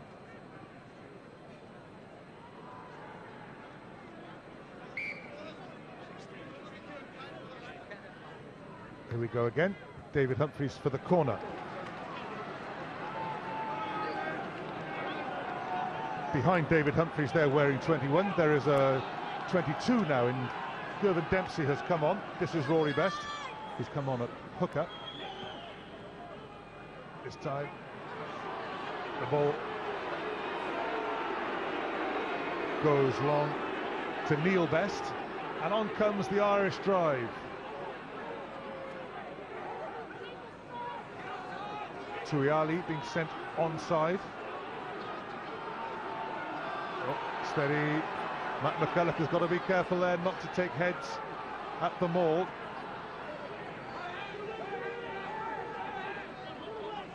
It's a ruck now, so no hands. Stringer to Humphries. Gordon Darcy goes past Aaron Major. Great little outside break by Darcy. Turnover ball for the All Blacks, but then Ireland regain it through McCulloch. Big surge from Donnacha O'Callaghan. He can't twist over the line. Out though for Neil Best, and still the All Blacks defend their line. David Humphries tries the dummy and is then held up by Ma Nonu. Great tackling by Nonu. Ireland still though pounding away.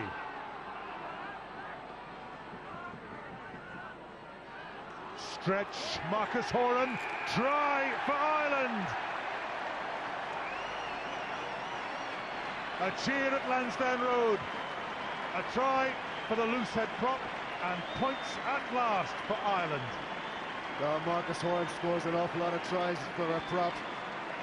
Very often from further out than the yard that he's popped that one over for, but It just shows you how hard it is to score against New Zealand.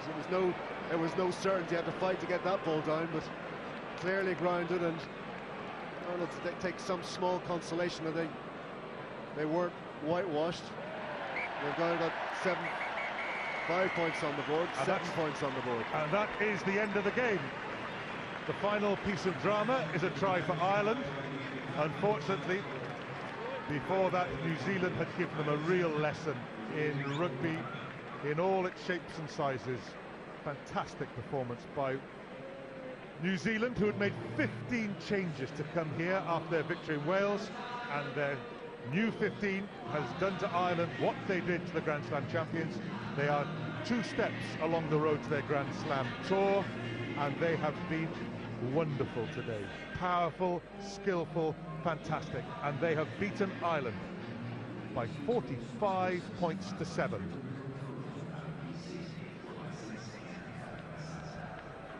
Well, it's probably the most overused word in sport these days, but awesome has to be one of the words you to describe that New Zealand performance. John Kerwin, what did you make of that?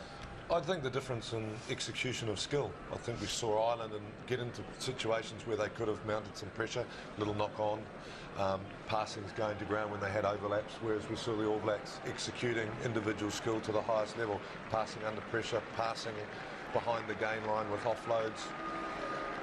And from a tackling point of view, I think the All Blacks hit the Irish around the ball area, tied up the ball. The Irish were going a bit low and letting them get offloads. So different in execution of individual skill. Yeah, disturbingly, I think for everybody else, I thought the All Blacks kind of operated in between 3rd and 4th gear. They only kind of raised it up a little bit.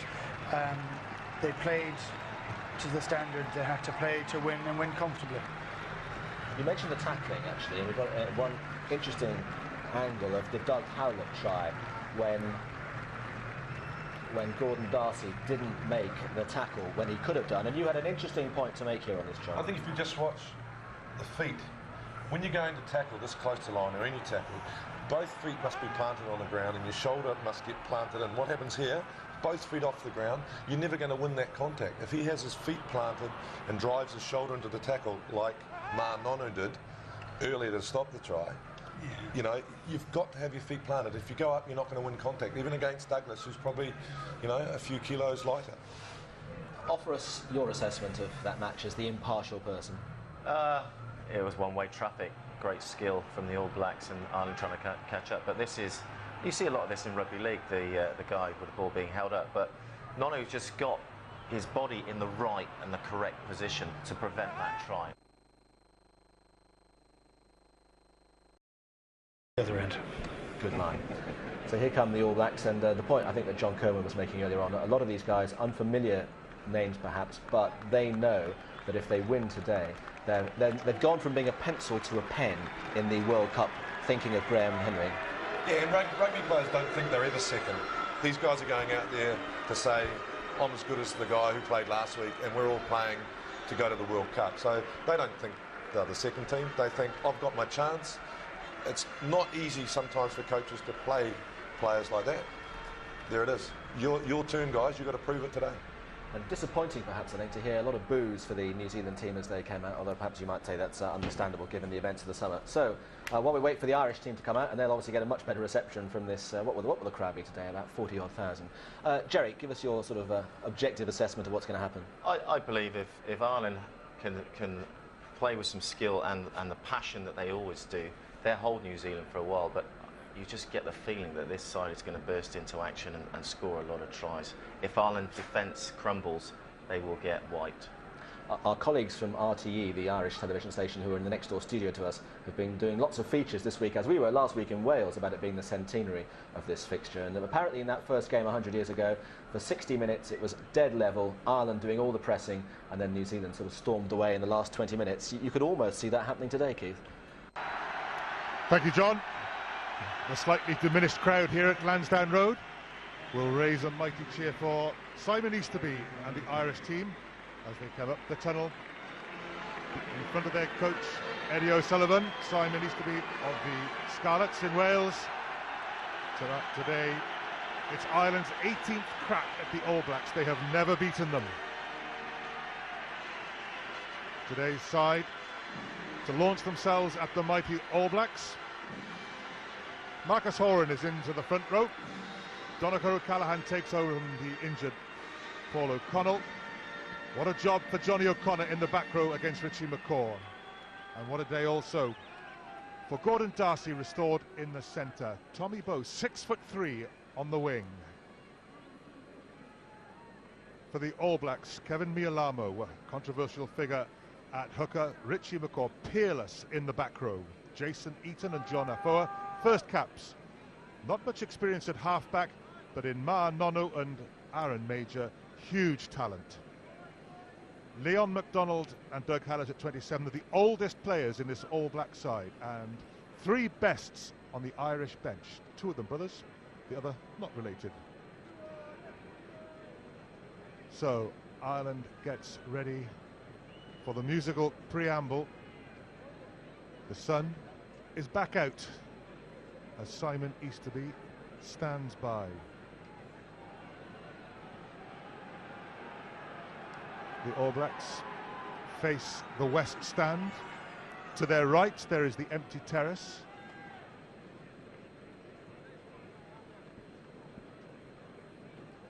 Philip Matthews, good afternoon. Afternoon, Eddie, and as chances to beat the All Blacks goal, this is probably a reasonable one for Ireland. We'll talk a little bit later about what they have to do to build a potential win, but as we listen to the first of the national anthems.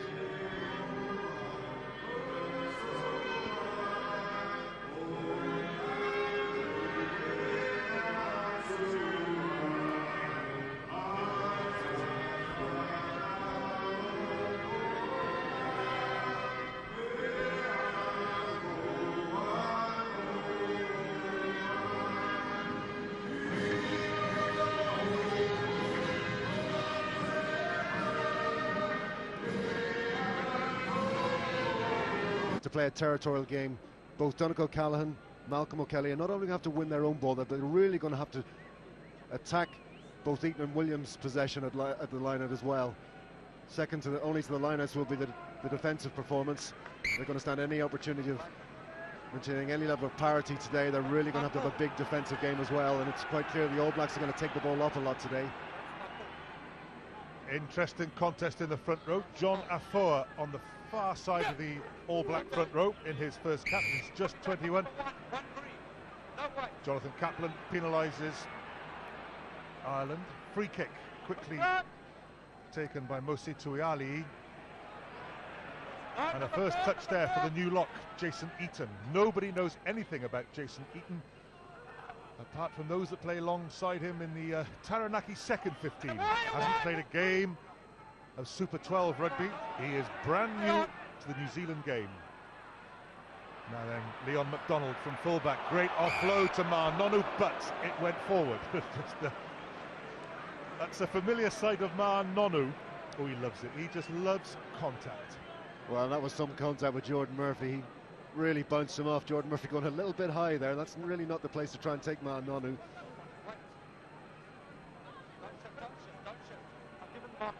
So now it's Ireland's first put-in at the scrum. Front row caps. Ireland with huge advantage there. John Hayes and Shane Byrne largely responsible for that, although Marcus Horan, he's over 30 now. And Jordan Murphy, Ireland with a running game, have worked the overlap. Tommy Bowe cuts inside. All Blacks back in cover, but the green shirts are there. Johnny O'Connor, help from Leamy. Lingering All Blacks offside as Ronan O'Gara feeds Murphy. Forward pass from Ireland as O'Gara and Piri Wipu have a little tussle off the ball. Aaron Major comes in as peacemaker. Shane Byrne, not such a peacemaker. Well, I don't know that was between Wipu and O'Gara, because O'Gara is certainly not the most inflammatory or aggressive type of player. You can see these All Blacks are on edge. They badly want to win, as John Curran was saying at the start. Their World Cup places up for grabs here. This is the move. Yeah, it was a great wide ball to Jordan Murphy, really cut them apart. But what Ireland failed to do was really to get support out wide and keep that movement going. Well, they worked an overlap, which is more than Wales really managed last weekend. So the All Black defence has been breached by Ireland. Perhaps good analysis by the attacking coaches on the Ireland side, and here's the little tussle. Yes, it's going to require a little bit more from Ireland today to keep that continuity. If they're going to move that ball wide, they're going to have to get numbers out there and support to win that second phase, because this All Blacks defence will not be broken down in 1 or 2 phases. 15 changes Graham Henry made in the All Black starting lineup. On paper, though, it still looks formidable. Ireland going for that little wheel. Will they go for the drive now? Stringer's in there. And it's a free kick against Marcus Horan, but a knock on there by Sunny Lawaki, and it's turnover ball for Ireland. Johnny O'Connor knocks on. The original knock on by the All Blacks, no advantage. Ireland saved there. They'll have the put in. Well, Johnny O'Connor probably not known for his hands, but more known for his durability and his ball winning, and that's going to be an interesting contest today. McCaw versus Johnny O'Connor at the breakdown. Johnny O'Connor probably doesn't recognise rugby above knee height. That's where an awful lot of that game is played these days, though. That's going to be an interesting contest, because turnover ball will be important today for Ireland if New Zealand are going to carry the ball as they seem to be. Ireland going the same way as Wales did last week, around in that All Black wheel, but they've done well. Gordon Darcy, the feed to Jordan Murphy, was that forward? Handling errors all round for it. Yeah, well, Anthony Horgan was just lying a little bit too flat there. Really could have held off a little bit and given Jordan Murphy a little bit more time to get that ball to him. He was taking it quite static. It was a bit high, but it was very takeable. Still, he was well covered, though. Interesting, we all expected Ronan O'Gara to work the corners. So far, Ireland have given it width. Well, they've identified a little bit of space in this All Blacks defence out wide, and if they can move that ball quickly out there, that's good. But really, they need to figure out what they're going to do off that second phase, because it's very out wide there. It's very difficult to support. Nonu tackled by big Shane Horgan. Aaron Major, Lawaki, Piriwipu, Donica O'Callaghan with the tackle. Maul pulled down by Ireland, advantage being played. Lawaki again. Evans to Major. Murphy will have to scramble back there to help Anthony Horgan. Horgan with strength by the Munster wing. Stringer to O'Gara. And that's very well worked by Ireland in defence. That was well supported. Gives us the opportunity to look at the first line out of the game. Ali Williams known for his attacking play in the line-out, so he'll be keen to try and establish a little bit of dominance here and just try and upset this Irish line-out, because if New Zealand can do that, they're likely to have things pretty much their own way. Kevin Mialamo will throw in. Ali Williams has gone to the tail in front of John Afoa. Jason Eaton, the new second row, is down the front. It's Richie McCaw, the target. Tony Woodcock takes play up. Lawaki again. That's well played by Ireland. I think it was Simon Easterby who worked the turnover. O'Gara, Ireland through the hands again. Gordon Darcy makes a couple of yards and gets the ground well.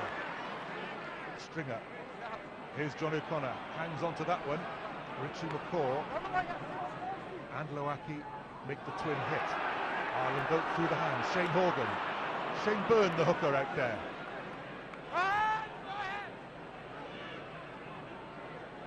Stringer, Horan, Leamy.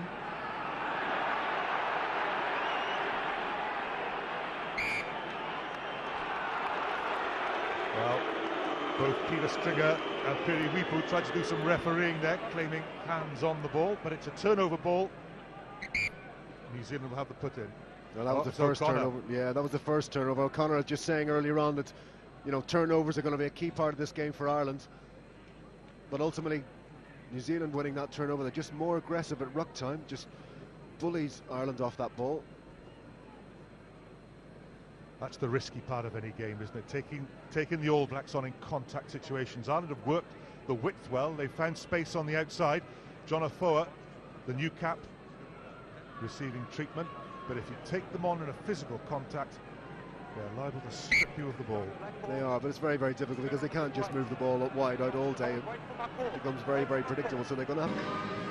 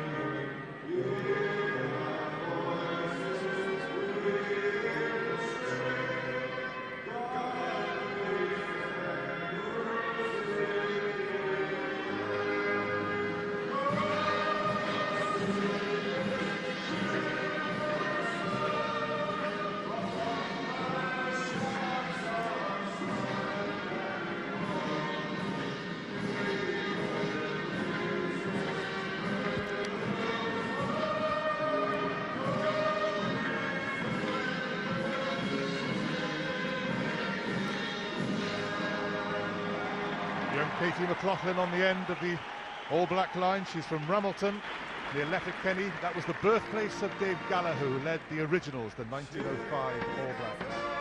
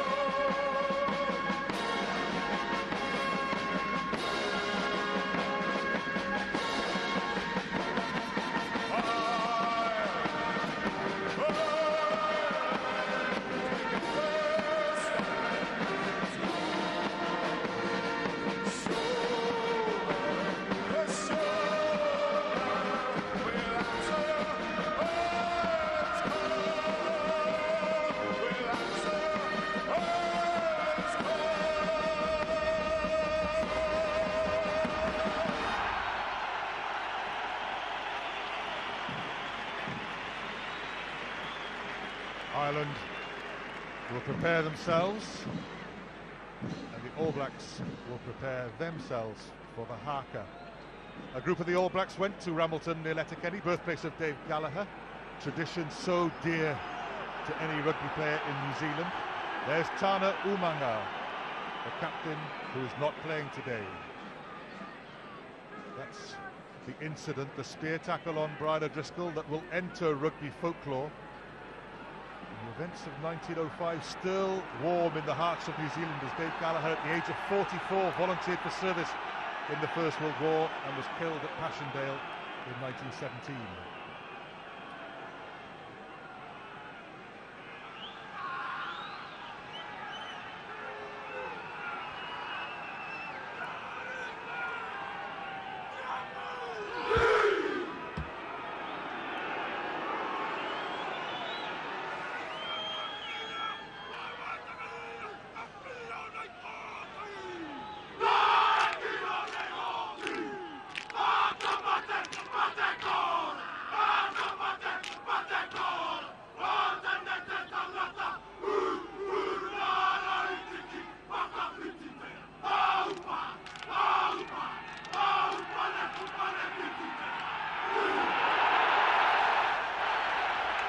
Well, Philip, a mixture of booing and cheering greets the haka.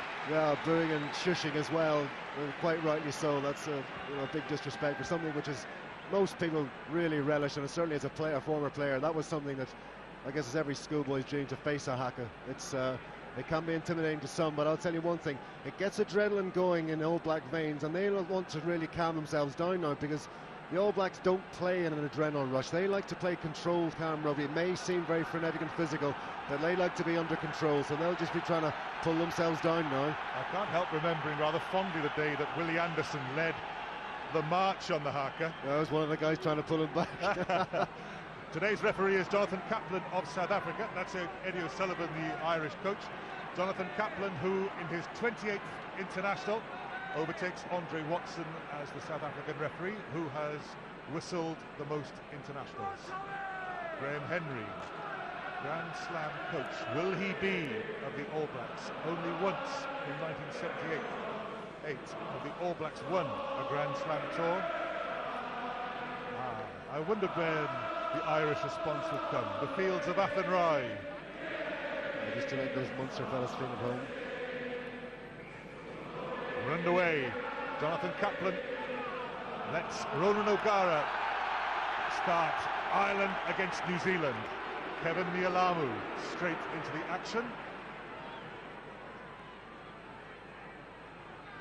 Piri Wipu at scrum half. Nick Evans.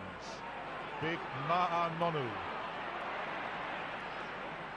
So the All Blacks already running inside their 22. And now kicking through Wipu. That's found Jordan Murphy.